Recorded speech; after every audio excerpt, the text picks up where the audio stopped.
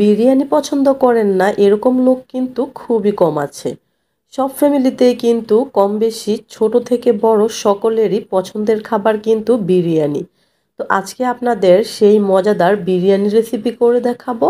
আর আজকে আমি আপনাদের গরুর মাংস দিয়ে আর প্রেসার কুকারে ঝটপট বিরিয়ানির রেসিপিটি করে দেখাবো। হ্যালো এভরিওয়ান এন্ড আসসালামু আলাইকুম। আশা করি আপনারা সবাই অনেক ভালো আছেন। নতুন আরেকটি রেসিপি নিয়ে হাজির হলাম আপনাদের মাঝে। আশা করি বরাবরের মতো আজকের রেসিপিটিও আপনাদের খুবই ভালো লাগবে। আজকে আমি আপনাদের ঝটপট মেহমান আসলে কিভাবে প্রেসার কুকারে বিরিয়ানি রান্না করতে পারেন তাই আপনাদের সাথে শেয়ার করব। এর জন্য এখানে আমি 2 কেজি পরিমাণ গরুর মাংস নিয়েছি, আরও নিয়েছি 1 কেজি পরিমাণ পোলাওর চাউল, নিয়েছি আমি এখানে রাঁধুনি বিরিয়ানির মশলা।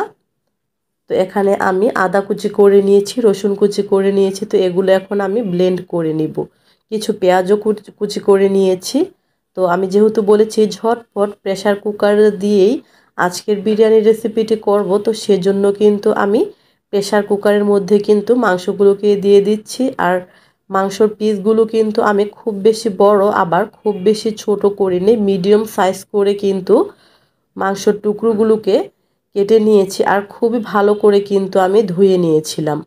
তো এখন আমি দিয়ে দিলাম এখানে বেশ কিছু পেঁয়াজ কুচি।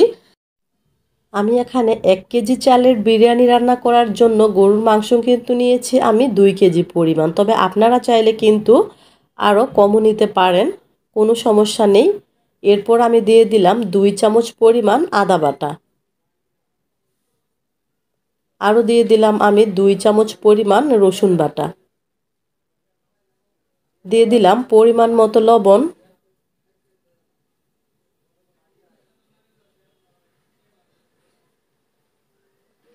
দিয়ে দিলাম এখানে আমি গরম মশলা, এলাচ, দারুচিনি, আরও দিয়ে দিলাম তেজপাতা। এরপর দিয়ে দিলাম আমি 2 চামচ পরিমাণ ধনিয়ার গুঁড়া, আরও দিয়ে দিলাম আমি 1.5 চামচ পরিমাণ জিরার গুঁড়া,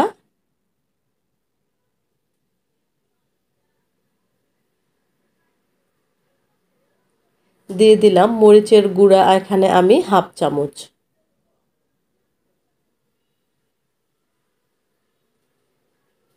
এরপর আমি বিরিয়ানির মশলাটা থেকে এখানে আমি 3 ভাগের 2 ভাগ পরিমাণ মশলা আমি এখনই দিয়ে দিব, আরও 1 ভাগ মশলা আমি রেখে দিব, ওটা আমি পরে দিব।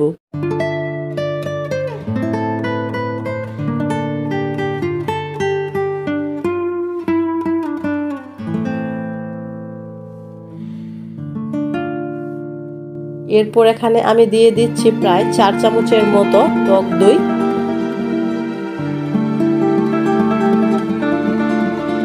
আরও দিয়ে দিচ্ছি এখন আমি এখানে গুঁড়া দুধও আমি দিয়ে দিলাম প্রায় 2 থেকে 3 চামচের মতো।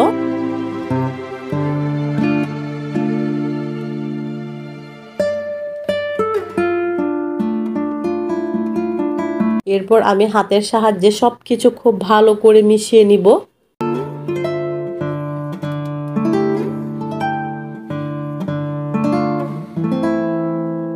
তো মেহমান আসলে কিন্তু অনেক সময় আমরা ঝটপট করে রান্নাটা করতে চাই, বা বাচ্চারা অনেক সময় খেতে বায়না করে, তখনও কিন্তু আমরা ঝটপট করে রান্নাটা করতে চাই।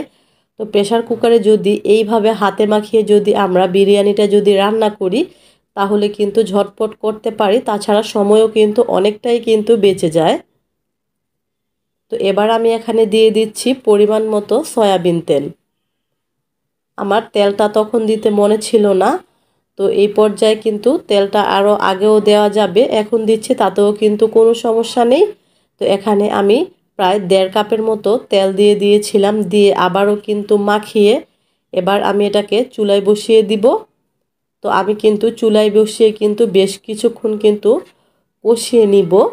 তো আপনারা চাইলে কিন্তু এই পর্যায়ে একটু পানি দিয়ে, মানে 2 কাপ পানি দিয়ে এরপর কিন্তু আপনারা ঢাকনাটা লাগিয়ে তারপর 4 থেকে 5টা সিটি দিলেই কিন্তু মাংসটা সেদ্ধ হয়ে যাবে। তো আমি এখানে একটু মাংসটাকে প্রায় 15 থেকে 20 মিনিটের মতো কষিয়ে নিব।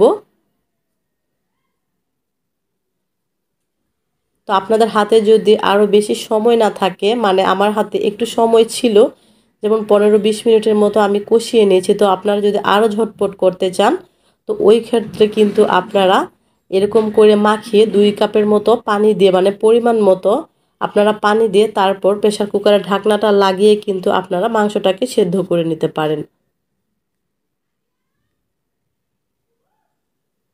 আমি জানি সকলেই কিন্তু বিরিয়ানি রান্না করতে পারেন, মানে আমার রেসিপিটা যারা নতুন বা যারা ব্যাচেলার বা যারা ঝটপট খুব সহজেই সিম্পলভাবে রান্নাটা করতে চাচ্ছেন তো তাদের জন্য কিন্তু আমার আজকের এই রেসিপিটি ঘরোয়া উপকরণ দিয়েই আর খুব সহজেই কিন্তু প্রেসার কুকারে ঝটপটভাবে আমি আপনাদের সাথে বিরিয়ানির রেসিপিটি শেয়ার করছি। তো এই পর্যায়ে আমি দিয়ে দিচ্ছি এখানে 2 কাপের মতো পানি। তো পানিটা দিয়ে এবার আমি ঢাকনাটা লাগিয়ে প্রায় 5 থেকে 6টা আমি সিটি দিয়ে নিব, তাহলেই কিন্তু মাংসটা সিদ্ধ হয়ে যাবে। আপনাদের কাছে যদি আমার রেসিপিটি ভালো লাগে অবশ্যই আমার রেসিপিতে একটি করে লাইক দিবেন, আর যারা আমার চ্যানেলটিকে সাবস্ক্রাইব করে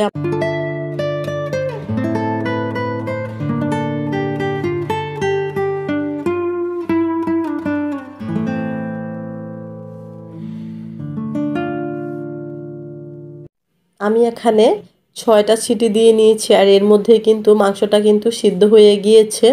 তো এবার আমি একটা বড় হাঁড়িতে মাংসটাকে নামিয়ে ফেলবো। যেহেতু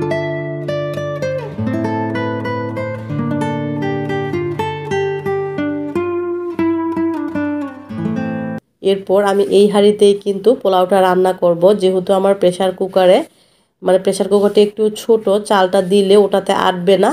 তো সেই জন্য আমি হাঁড়িতে মাংসটাকে ঢেলে এরপর আমি পোলাওর চালটা কিন্তু দিয়ে দিয়েছি। আর পোলাওর চালটা কিন্তু আমি প্রায় 20 মিনিট আগেই কিন্তু ধুয়ে এরপর পানিটা কিন্তু ঝরিয়ে নিয়েছিলাম। তো আপনারাও বিরিয়ানি বা পোলাও রান্না করার মিনিমাম 15 থেকে 20 মিনিট আগে কিন্তু চালটা ধুয়ে তারপর পানিটা ঝরিয়ে রাখবেন। তো এবার আমি মাংস আর পোলার চাউল সব কিছু কিন্তু খুব ভালো করে একটু ভেজে নিচ্ছি। এটা কিন্তু প্রায় 10 থেকে 12 মিনিটের মতো করলেই কিন্তু হয়ে যাবে। তো ভেজে নেবার পর এবার আমি এখানে ফুটন্ত গরম পানি দিয়ে দিচ্ছি। আমি যেহেতু 1 কেজি পরিমাণ পোলার চাউল নিয়েছি তো পানি কিন্তু এখানে আমার দেবার দরকার ছিল প্রায় 2 কেজি পরিমাণ। তো আমি কিন্তু পুরোপুরি 2 কেজি পরিমাণ পানি দেইনি, যেহেতু আমার মাংসতে অনেকটাই পানি ছিল, মানে একটু ঝোল ছিল। এই জন্য কিন্তু আমি 2 কেজি পরিমাণ পানি দেইনি। 2 কেজি পরিমাণ পানিটা আমি মেপে নিয়েছি। মেপে নিয়ে ওইখান থেকে আমি প্রায় 2.5 কাপ পরিমাণ পানি কিন্তু আমি রেখে দিয়েছিলাম। বাকি যে মশলাটা আমি রেখেছিলাম বিরিয়ানির সেই মশলাটা কিন্তু আমি এই পর্যায়ে দিয়ে দিয়েছি। দিয়ে এবার আমি ঢেকে দিচ্ছি। এই পর্যায়ে কিন্তু চুলার আঁচটা আমি মিডিয়াম করে দিয়েছি।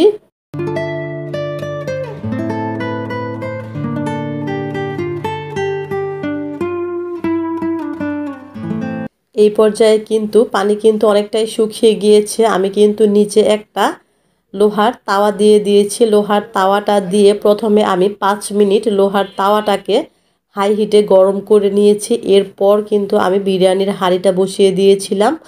এরপর আমি 15 থেকে 20 মিনিট আমি একদম ঢেকে রেখেছিলাম। একটুও কিন্তু আমি 15-20 মিনিট ঢাকনাটা খুলিনি। 5 মিনিট তাওয়াটা হাই হিটে গরম করে নেবার পর কিন্তু চুলার আঁচটা একদমই কিন্তু লো করে দিতে হবে। কোনোভাবেই কিন্তু চুলার আঁচটা মিডিয়ামে বা হাইয়ে রাখা যাবে না, একদম লো করে এরপর ঢেকে রান্নাটা করে নিতে হবে। তো 15-20 মিনিট পরে তো দেখতেই পারছেন বিরিয়ানিটা কিন্তু পারফেক্টভাবে হয়ে গিয়েছে।